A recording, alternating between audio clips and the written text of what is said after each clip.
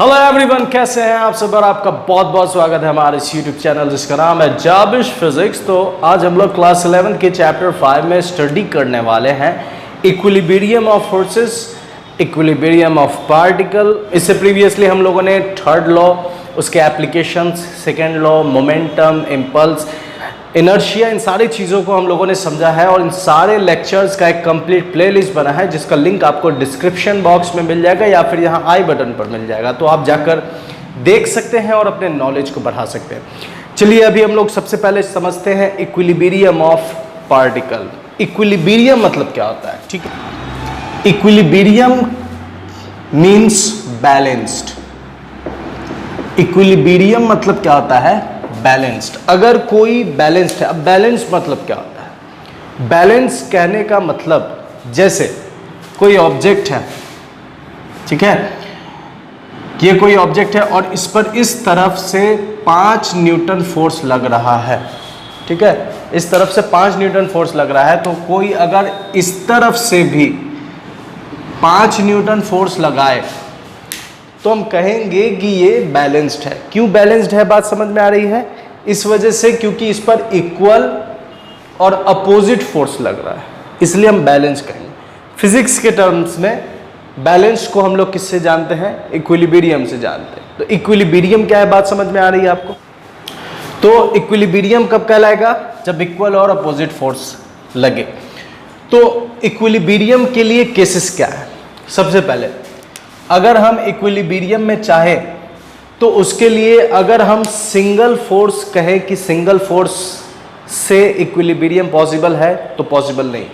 उसके लिए सबसे पहली चीज ये है कि पेयर चाहिए, ठीक है। तो फॉर इक्विलिब्रियम, इक्विलिब्रियम क्या है, ये चीज समझ में आई। बैलेंस, जहां पर भी बैलेंस फोर्स काम करे समझिए कि वो इक्विलिब्रियम में। तो फॉर इक्विलिब्रियम,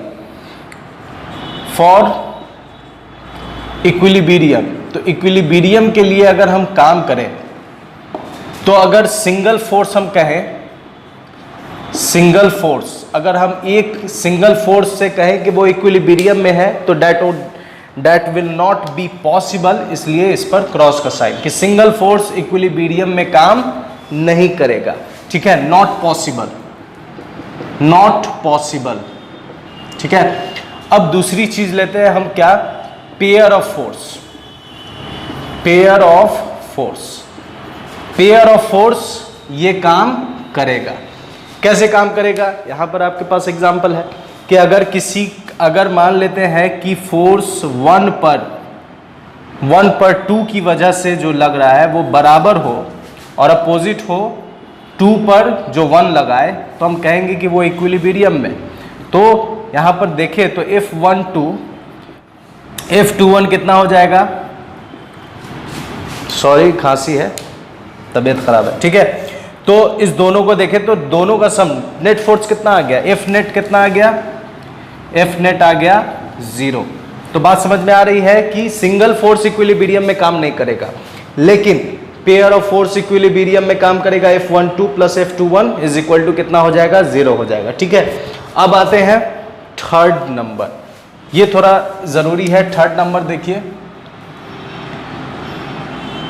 3 फोर्सेस। 3 फोर्सेस कहने का मतलब क्या है, मतलब क्या है, इक्विलिब्रियम के लिए सिंगल फोर्स काम नहीं करेगा, सिर्फ अकेला एक फोर्स इक्विलिब्रियम में नहीं ला सकता, वो एक्सेलरेट करेगा। इक्विलिब्रियम के लिए कंडीशन है या तो 2 फोर्स हो तो वो इक्विलिब्रियम में पॉसिबल होगा। जितना 1 पर 2 लगाए उतना ही 2 पर 1 लगाए और अपोजिट लगाए। जब दोनों को देखेंगे, सम करेंगे तो 0, तो F नेट कितना आ जाएगा, 0 आ जाएगा।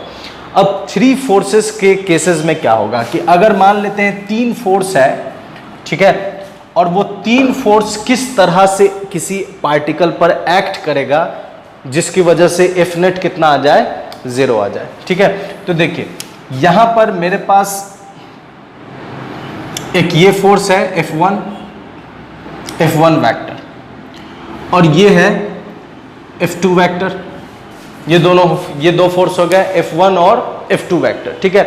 अब ये दोनों एक दूसरे को 0 नहीं कर सकता। इस वजह से नहीं कर सकता, इक्वल हो सकता है लेकिन अपोजिट नहीं है, इस वजह से ये जीरो नहीं करेगा। तो अब हम क्या करेंगे कि इसके लिए देखिए इसका रिजल्ट निकालने का काम करेंगे। तो इसके रिजल्ट के लिए हम पैरेललोग्राम, इसके पैरेलल इससे अगर हम ड्रॉ करें, ठीक है, तो इसके पैरेलल हम यहाँ इससे ड्रॉ करते हैं, तो ये मेरे पास F1 वेक्टर, और इसके पैरेलल यहाँ ड्रॉ करें तो ये मेरे पास F2 वेक्टर, ठीक है। अब देखिए इस दोनों का रिजल्ट क्या होगा, इस दोनों का रिजल्ट ये इसका डायगोनल, तो ये आ गया FR वेक्टर, ठीक है, FR वेक्टर। अब ये जो FR है, ये FR वेक्टर किसके बराबर है, तो F1 vector plus F2 vector.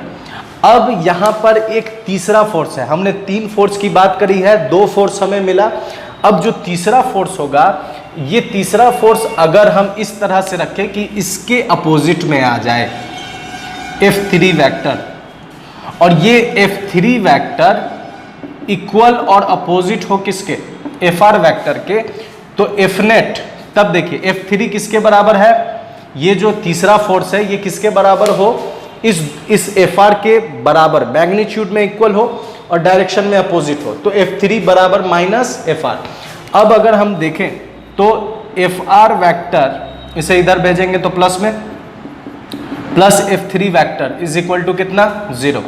अब FR देखिए किसके बराबर है, F1 प्लस F2, तो F1 vector plus F2 vector और plus F3 is equal to 0। तो Fnet कितना आ गया, 0।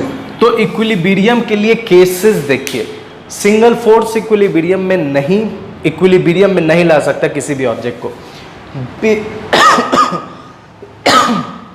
पेयर ऑफ फोर्स ला सकता है, ठीक है, पेयर ऑफ फोर्स इक्विलिब्रियम में ला सकता है, उसके लिए इक्वल और अपोजिट होने के केसेस है, कंडीशन है।